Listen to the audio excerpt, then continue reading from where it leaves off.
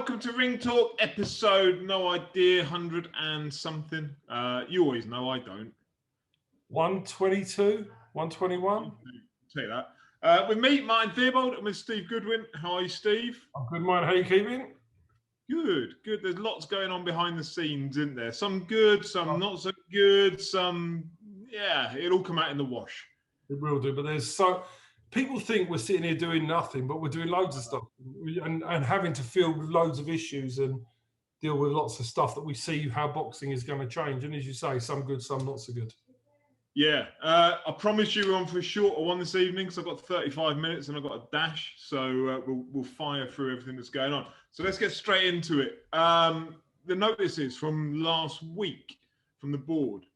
So there's news, various Goodwin boxing fighters. Where should we start? Let's go with Jack Hughes as a starting point. Yeah, so Jack Hughes is now mandatory challenger to Ricky Little for the Southern Area Super Flyweight title. It's a fight we've wanted the rematch for a long time. It was a cracking fight. We did agree for the fight to go ahead. I think Mo Pryor was promoting it, and Jack Hughes trained twice for that fight, and they pulled the show. And it disillusioned Jack so much he retired from boxing. So this is what as I said before, some people do cancel shows on fighters, and it's very frustrating they do it. But now it's out to purse bids. We'll be aiming to aggressively win the bid because Jack doesn't trust them to put the show on and for it to stick. Obviously, he doesn't feel comfortable training again for third time. Yeah. So if they do win the purse bid, then we would be very much of the view that we would not accept a postponement, and we would lodge some form of complaint if they didn't stage it this time. But from our point of view, we think we'll win the purse bid. All right, so what are the other Goodwin boxers? We'll leave Linus out of the way for the minute because there's a question specifically about him. So the other Goodwin boxing fighters. The first bit of news is Adrian Martin will face Lewis Cerret for the Southern Area Middleweight title in September. That has been approved by the board, agreed with the fighters, and that's a really, really good fight and a great opportunity for both fighters. So that's going to be for the Southern Area Middleweight title. That's going to be staged on a Goodwin show. We agreed terms also for Curtis Felix to make his third attempt at a title against Liam Goddard. And we've made agreement with Graham Everett and Mervyn Turner, and Curtis will take that fight on the 17th of September up in, I think it's Peterborough they'll be staging it at. It might be Norwich. So Curtis will have his third attempt. He's fought Eko Esserman, and then he was ahead against Sam Gilly after 8 before losing after points after 10. So Liam Goddard, with all due respect, is probably not the level of those two at this stage. So it's Curtis's best chance to win a title. So he's keen and focused to do that. And Jamani Camiro fights Conor Vian on the 11th of September at York Hall for the vacant Southern Area Super Lightweight title. So they are the ones that we can talk about at the moment as such. Sure. Right, let's break some of those down then. So Adrian Martin, Lewis Cerret. That's a jump in weight for Adrian, isn't it? I know that he goes up and down a little bit, but to go up and fight for a title at middleweight is different for him. He thinks he's a middleweight, super middleweight now. He doesn't want to fight at super welter anymore. So he's going up in weight. Lewis is naturally Lewis can also do about 11-2. He'd done the Ultimate Boxer at 11-2. So I think they're both not the biggest middleweights in the world. But, Adrian's 9-1. Lewis is 7-1. Lewis only lost to Sean Robinson in Ultimate Boxer. Adrian lost to Jamani Camiro. So they've only got the one blemish on each of their records, and it's a really good fight. And I'm sure it'll be a big crowd pleaser as well. Yeah. Jamani fighting for titles, I love Jamani. So it makes me happy to see him fighting for titles again. He could turn up tomorrow and fight at whatever weight he's at and stand a chance of winning any title. Yeah, exactly that. And I think he's, it's a great, Conor Vian's a good fighter as well. Again, it's going to be a great crowd-pleasing fight. And we have also got, just really quickly, Dylan Dennis Wahomey that's going to be postponed until September now. because Yeah, I got a question about that one as well, actually. Okay. Cool. And Curtis Felix going out and fighting out in Norwich. I hope he wins. I just hope he wins. He deserves a title, Curtis. That Esso Eckerman fight, that was horrible. Like Esserman, sorry, is a hell of a fighter and will go on and do big things. And Curtis, got beaten by the better man that night. That Sam Gilly fight, a hard fight, but he was well in it. So this one, I hope he comes home with a title. Yeah, so it's his big chance. He's got to do it third time. He's got to crack it. And I think, if I want to blow my own trumpet, to get somebody 3 title fights in a row, even though they've lost 2, is not bad going from my end. So I'm quite delighted with the job I've done as a manager. And I know Barry O'Connell is delighted with the fact we've been able to achieve that for Curtis. Yeah, no, it's nice. Did you see Lewis Ritson at the weekend? Yeah, I watched it on catch up. Do you know what? On paper, the other guy wasn't that special, and he'd been put down there, but he was just too big, too strong. But I think when you look back at it, the signs have been that Lewis Ritson hasn't been the same fighter for quite a while. But I thought on paper that Ponce was just one of these overrated, with flashy record fighters, but he proved to be otherwise. He came with all the determination. He was a better fighter. He was relentless. And Lewis Ritson wasn't good enough. And I'm all right with that. I don't mind. Ritson is such a fun fighter that is either, he goes for the kill or be killed attitude, isn't it, really? And there's still good fights for Lewis Ritson on the horizon. Yeah, remember Hart Davis? I'd love to see that fight. Yeah, great fight. What did you think of the refereeing? I thought it was all right. I thought Steve Gray did the right, well, maybe not the right thing, but I don't disagree with what he did. You've got to remember the rules over here are that the corner can't stop a fight. Yeah. So they are the rules. It's up to the referee. Now, whether you think he let it go on too long or not, because the corner throws the towel in, the rules that doesn't mean the fight is stopped over here. So you've got to remember it's all down to referee's judgment. And I like that matchroom content they got of Steve Gray going into the changing room and explaining it to Ritson and his dad. And Ritson was fine with it, wasn't he? And, he kind of said himself, I'd have kept getting back up. And I know the ref's job is to protect the fighter. But if the ref kind of thinks, actually he's okay, I'm all right with it. It's not like he was getting his head battered around the place. There were body shots, most of them. He was just tired. Look, I think in hindsight he should have stopped it, but it wasn't the outcry, that you see. People think because the towel come in, but the referee is not obliged to accept that towel. Or not. Yeah. Do you remember Michael Katsidis? Towel was in there. The referee chucked the towel out of the ring, and the fight continued. It was an amazing fight. So there we go. Yeah. I did watch it, but wasn't it apart from that was a good fight, but it was a bit one-sided. But it was absolute toilet, the card, wasn't it? Toilet. Oh, I didn't watch it. Don't get me wrong, I'm not watching that shite. I actually whizzed through it, some of it. It was just rubbish. No, I'm not watching that. I've got better things to do. There was no reason to watch. As soon as Ellie Scotney's fight got called off, I got no reason to watch it. I'm going to say congratulations to Tyler Denny beating Derek Asase on Friday night. Yeah, what a result that is for Tyler. Yeah. And he's done it. He came down and fought Linus, gave his heart to fight Linus. Linus just that bit too good for him. But I thought Tyler Denny, full credit to him. He's a nice lad. I remember speaking to him after the fight. And good luck to him. He went up there, done it the hard way. And doesn't it put Linus's victory over him in perspective as well? It really does. Big things hopefully ahead for Linus. We should come on to that because there's a question. Mm-hmm. I'm going to fire through the questions because we've got about half hour of which to see what we can get through. Anthony Ridley on Twitter. What does Steve think about the apparent Matchroom's BBC partnership? So I don't know if you've seen about this. I generally haven't. I've been busy working today and I've literally stopped and come and done this. So I haven't seen any news. So... All right, so it's seemingly, but none of the finer details have been released, that You know how when Matchroom or Multipoint DAZN made that Canelo documentary and it ended up on the BBC Sport website? It seems to be more along those lines, that it's going to be production through Matchroom Boxing and or DAZN that will end up on the BBC website in some form of, I don't know, content sharing, content selling, content purchasing, whatever it is. I guess it works for both sides, really, because for the BBC, they would get some boxing content, not the fight, but the content around it.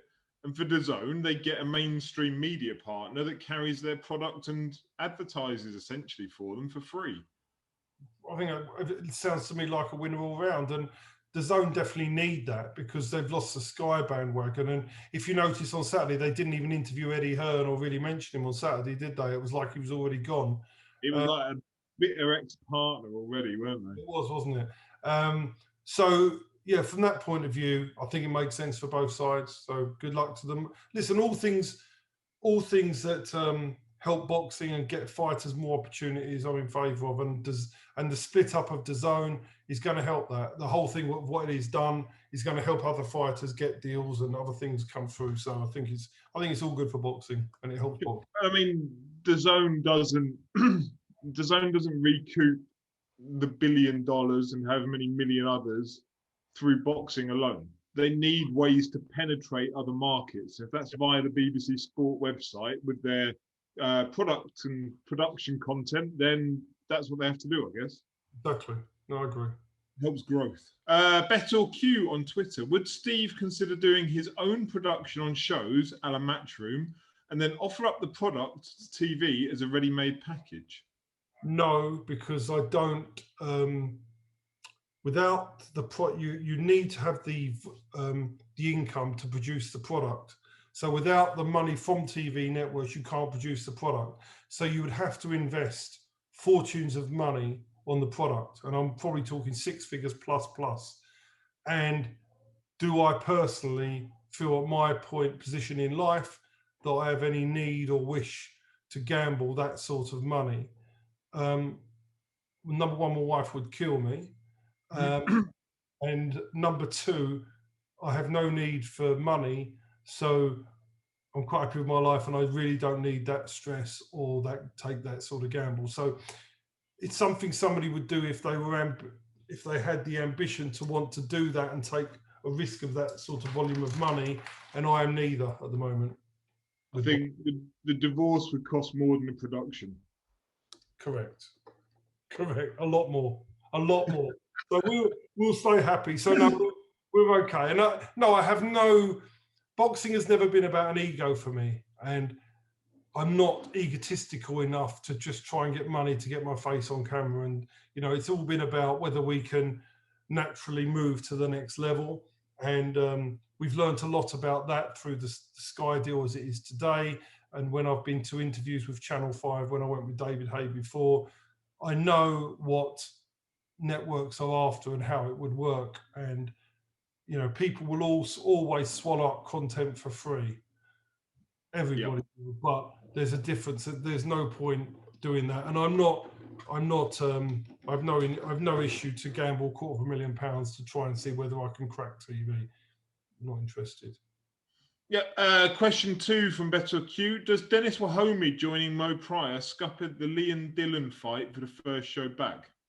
Well, it's not the first show back now. Dennis joining Mo Pryor makes no odds to me whatsoever. He's under contract. He can choose to fulfill the contract, or he can choose to walk away from the contract. That's his decision. And obviously, whatever the consequences of walking away from the contract are, that's up to him. Not my problem. All I know is Leon Dillon will fight for the English title in his next fight. If it's not Dennis Wahomey, then Dennis will obviously have to break a contract and face whatever consequences that remains from there. And then we will find somebody else to step in and fight Liam. Yep. Ramez Mahmood. And congratulations, Ramez, because he's got his own English title fight lined up that I saw. Fight that against Michael Ramabalaksa, because I spoke to Mickey Amu about this last week when the fight was on the horizon. And I've got all respect to Michael, but I said to Mickey, Ramez has to take this fight. He has to. Michael is aging, and Michael is coming off the back of a bad stoppage defeat. And I think it's a fight that Ramez needed to take. Yeah, I mean, Michael is tough, but showed signs that toughness is on the decline. Yeah, I think Ramez does it for me. I think he will, and I've got all the time in the world for Michael. But I think it's the right time for Ramez, and I wish him all the best in doing so. So good luck, Ramez. It's not going to be. I'm sure he's not getting a massive payday, but it does give him a chance of a title and to rebuild his platform. And I think it's whatever happens. I think it's the right fight. I think Mickey has got him the right fight at the right time, and it's up to him to prove he's good enough. But I think it's the right fight at the right time for him. Yeah, so good luck to Ramez. His question: notice that Linus Udofia versus River Wilson Bent has been ordered.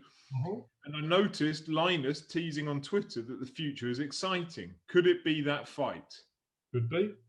Could not be. Oh, Steve. Steve, you're teasing. I know the answer, but you're still teasing. Can I say from a fan's perspective, that River Wilson Bent fight? Now, I've got to be honest, I think the pandemic has caused me to slip into being more and more of a casual fan than ever before, because I'd never heard of River Wilson Bent. Yeah. Never heard of him. I have. I've seen him. And I jumped on BoxRec, because that's what you do.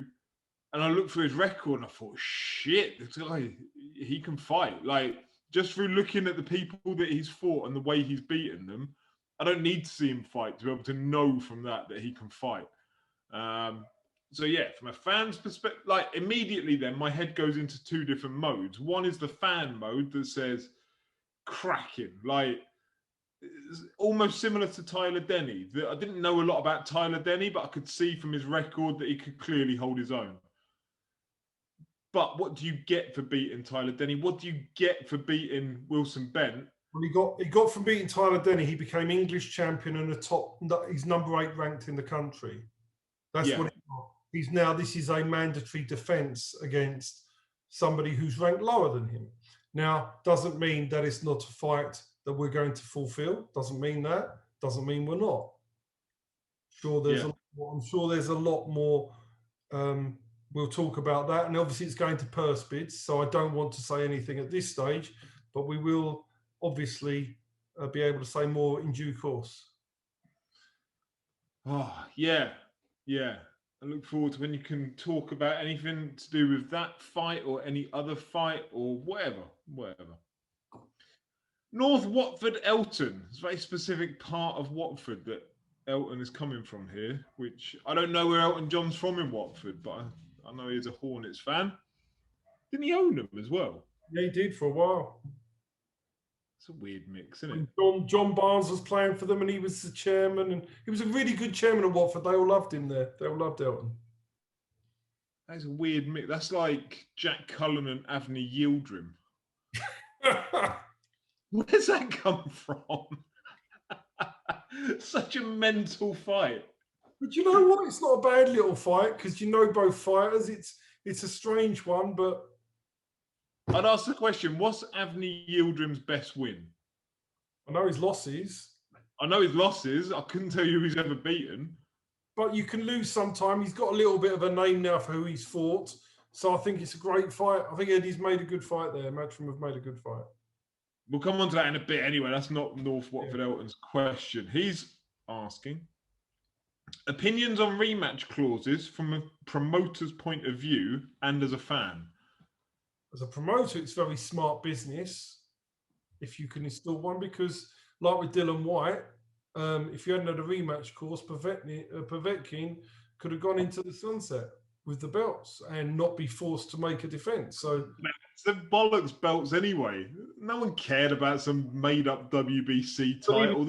Or put it this way, that White would not have been able to avenge his loss, and that would have made it more difficult for White to come back. So Povetkin was tied into doing a rematch for whatever. So I think rematch clauses are smart moves. It's part of boxing. It's historically been part of boxing. You don't really do it at the small hall level very much. Although you could do if there was, you know, I think I have had rematch clauses twice in 10 years. I've insisted on them. But yeah, but generally you don't bother at this at the lower level, the small hall level up to English level. But yeah, it's I think they're smart moves. From a fan's perspective, I don't know. It depends on how good the first fight was as to whether it's the fans want to see it again. I think if you've got a really boring first fight, the fan wouldn't want to watch it again. But yeah, I hate them. Yeah, I think they're smart moves. They're smart business moves. But No, I get it from a business perspective entirely, but talking from the fans' perspective, if a fight is good enough, they'll make it again anyway. Like, I don't need to. The Povetkin White fight, I didn't need to see it again because I know, you know, in that second one, White came out and he demolished him. He demolished him in the first fight as well. He just got caught by a left uppercut. yeah, no, I agree. If a fight's good enough, there'd be enough demand to see it again. But I entirely get it. There's a lot of money at stake, or prestige, or a title at stake. You have to protect the fighter, and I think it's part of boxing business. I'm afraid that's it. Yeah, and you know, it sets a value as well, doesn't it? So if there wasn't one for Povetkin White, then Povetkin could have started making demands that were never going to be met. But whatever that rematch clause was, it's set in stone, and it paves the way for that fight to happen. Whereas if it wasn't, rematch clause that I've seen or signed, you normally have agreed pretty much if you win, this is what you're going to get paid for the rematch. So it's all set in stone. Yeah. Then you just take it to an arbitrator, and then you scupper the biggest fight in world boxing. So exactly that. It's right shit sport sometimes, isn't it? It is. Costella King. He's back, but he's not asking you about any regrets. Good man. Good man. It's annoying me now. I want him back on the regret road. Morning, Steve. Would you ever consider working with Boxer to get on Sky? Yeah. But there is no reason that they would work with us. As I said to you last week, how I feel the Sky deal is going to work. You've got to have the boxers to fulfill dates and a platform. But no small hall promoter is going to be able to fulfill that because you need the deal. You need the long-term deal to get the fighters. And it's chicken and egg. Without the long-term deal, you're not going to get the fighters. So unless you're going to be a big player or somebody with substantial money, and we spoke last week, I think, about the Wasserman Sowland group, which I know nothing about, but they've obviously got financial clout with them. They could do that. But people like myself, Steffi Ball, who's possibly got Terry Harper, so there's a chance for him. You know, if, for example, she was, you know, she's obviously an Eddie Hearn fighter, but if you've got a fight of that level, maybe they will come, or maybe they will do something like that. But yes, we would, but I don't see any, and I'm being really honest, I see no reason that they would want to use us. The one thing I found interesting coming out of the Sky announcement with Boxer last week, and Adam Smith, I think it was probably in an IFL interview or something, or one of the quotes on the Sky Sports website, I can't remember which, but he was talking about the relationship now that they're going to build to grassroots boxing, and how they want to support that. And by grassroots, I interpreted that to mean small hall, but that's how I translated it. But I think there was some wording around the relationship with like the board as well, which I found quite interesting. I saw that. I can't remember precisely what the wording was, but it almost made me think, are they going to work in conjunction with the board to try and make fight? Because I think the biggest criticism that the board get when making mandatory fight, or when they release the notices, is that they make fights that don't make sense. They make fights that can't happen or won't happen. Whereas actually, if they had a relationship in some way, not solely, but in a way that made sense to, say, Sky and to Boxer, whereby they say this fight can happen, and it's not one from Warren, one from Hearn.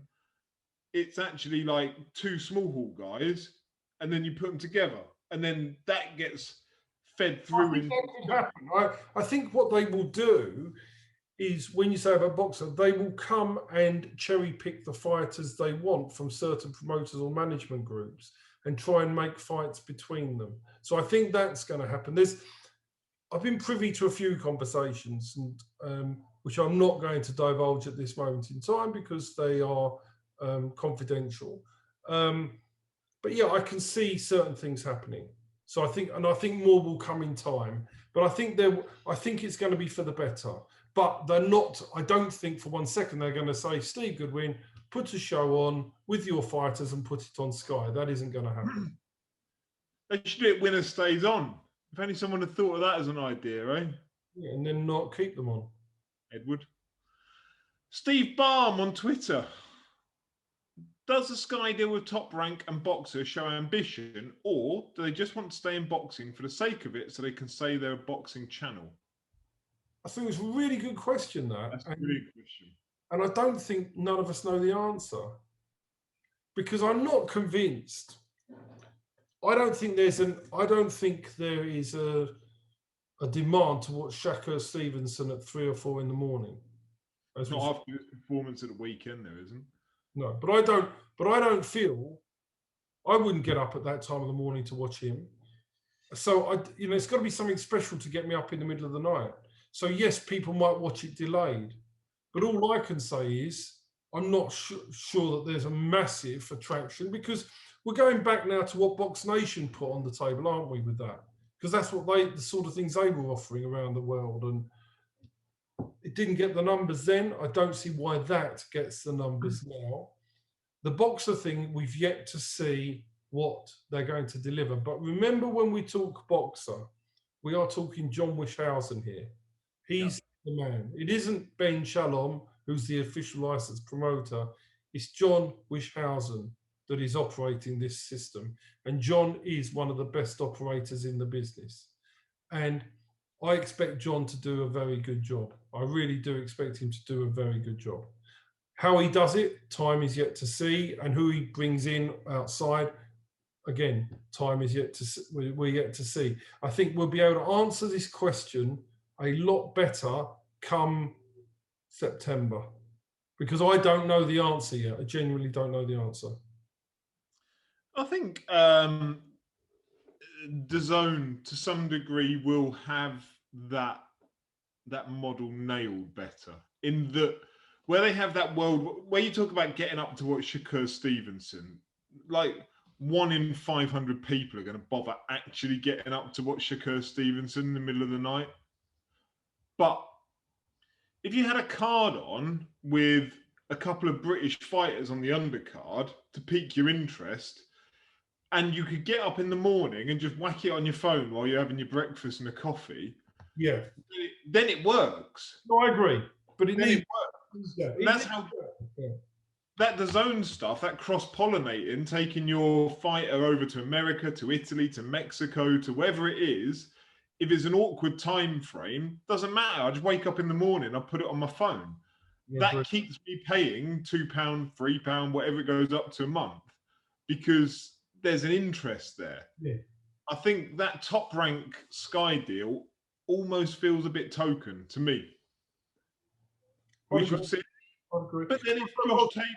I don't see why that's going to drive people's interest. You know that. I know people that watch boxing, that watch the UK fights. They're not going to watch it. I don't know many people that will get up and watch most of the American stuff. They're not. Yeah. But if as part of it, Josh Taylor starts fighting over in the UK and that's part of the Top Rank deal with Sky, brilliant. Like, that's a bonus out of it. I'm not really that bothered about the American content. Totally agree. And I think that would go for the majority of fight fans. Yeah. Final one, and I'll save this to the end because I like it. Tim Brown on Twitter. Is Fight Camp 2.0 really that good? In my opinion, last year's on paper is a lot better. It's not. It's very underwhelming considering we were sold game changed. this is not game changed, is it? Let's be real. It's not. But if it's game changed, it's for the worst. So I think when you market something, you've got to deliver. So if you're saying game change, this is going to be amazing, you're waiting and you see the cards and you think, no, this isn't that great. So as it stands, no, it's underwhelming. I think there's nobody that would say that that's an overwhelming card. I was expecting, on the back of Eddie's interview and what he was saying, I personally was expecting far better. The whole rhetoric around the move from Sky to DAZN is that he was shackled on Sky the moment he goes to DAZN. I'm not talking about a 6-month window of opportunity. The moment he goes to DAZN, the brakes are off. The product is now on steroids, and we're going to see something bigger and better, and blah blah blah blah. And then we get Bren Granados, and I'm like, I don't care. Like, Granados lost to Broner not long back. Broner has been shit for years. Billum Smith against McCarthy, good fight, really good fight. I like that. Boazzi versus Bolotniks, good fight. Don't tell me they're about that. I'll tell you one, just out of interest, Bolotniks, did he not win the golden contract? Yeah. I mean, what is that contract to fight Boazzi? The golden contract, he's fighting as the away fighter. That doesn't make a lot of sense to me. I was expecting O'Hara Davies, this golden contract. I haven't seen anybody get a golden contract yet, and I'm just being honest. See, Bolotniks is just coming as the away fighter, so I didn't really see. I was waiting for these Bolotniks. I thought Bolotniks would be great to see him get a really big contract with a big promoter, because he's done it the hard way fighting from Latvia. He even fought on one of our shows and lost to Andreas Evangelou. So for me, I was really sort of thinking, oh, it's great for him to get that, but it's, for whatever reason, the contracts must have fallen. It never made sense. Who's going to give Bolotniks a 6-figure contract? Yeah. It wouldn't have made any sense to do it. Like, who's going to give O'Hara Davies a 6-figure contract? It doesn't make sense to do it, because... Then it wasn't a golden contract. In the end, it wasn't a golden contract, was it? No. Davies, to some degree, I could understand that you're going to sign him up for lots of... Bolotniks, it's like the wrong person won the tournament by accident. No, I think you're right. So that's not a bad fight. And I actually quite like the Florian Marku fight as well. Against Prodan. Yeah. I don't know Prodan particularly, but he's not bad. He's not a bad fighter, but no, it's a good competitive. It's a good fight, and it's a step up for Florian. So I think that's a good little fight to watch. So it's good. The whole issue is we've been sold something that's going to be absolutely brilliant, and it turns up, and is it a step up from last year's fight camp, from fight night shows? I'm not convinced. And don't start selling me the absolute bollocks around.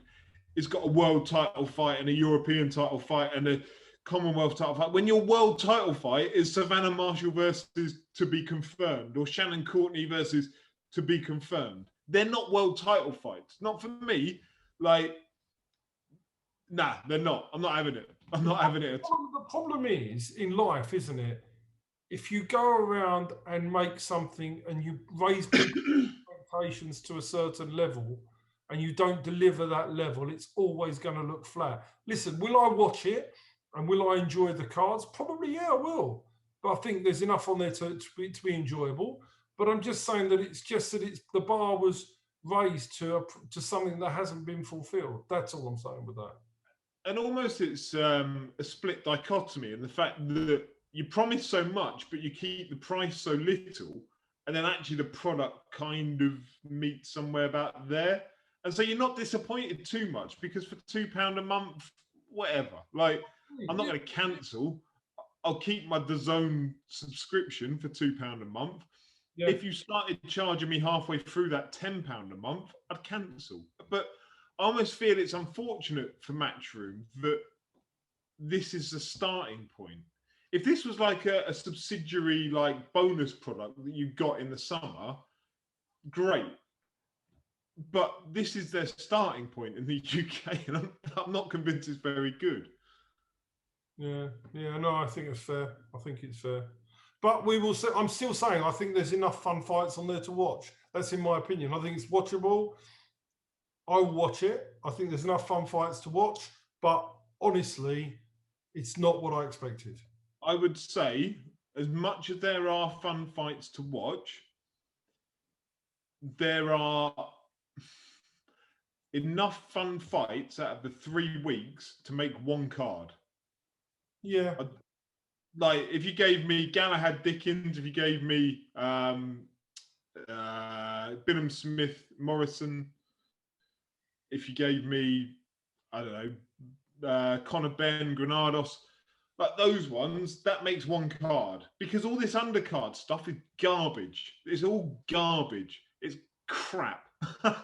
Like, I'm not going to sit and tune in for Josh Sandland against Solomon Dakriz, was it? I can't remember which one of the multitude of undercard heavyweights he's fighting, but it's not very good. But the main events are, so I'll give them that. Yeah. I don't care about the undercards. I reckon that press conference party yesterday cost more than some of the undercards. Anyway, that's my rant out of the way. I've had enough of it.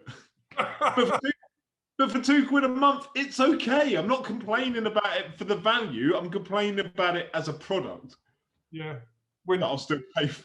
When much more was, you've sold it, game changed, and it's not game changed, is it? And that's the problem where people, I always say in life, when I see you talk to my clients about their investment performance, I would rather under promise and over deliver. I never over promise. And I always will say, look, this is what I can expect as a bare minimum. And I'm always there as a bare minimum. And I say everything else is a bonus. And then you're being realistic. I don't over promise, because otherwise you get people that are disappointed.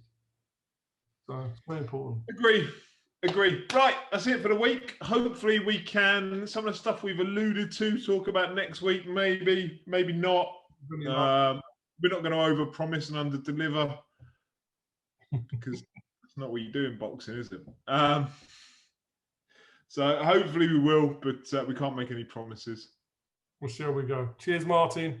Lovely. Have a great week. You too.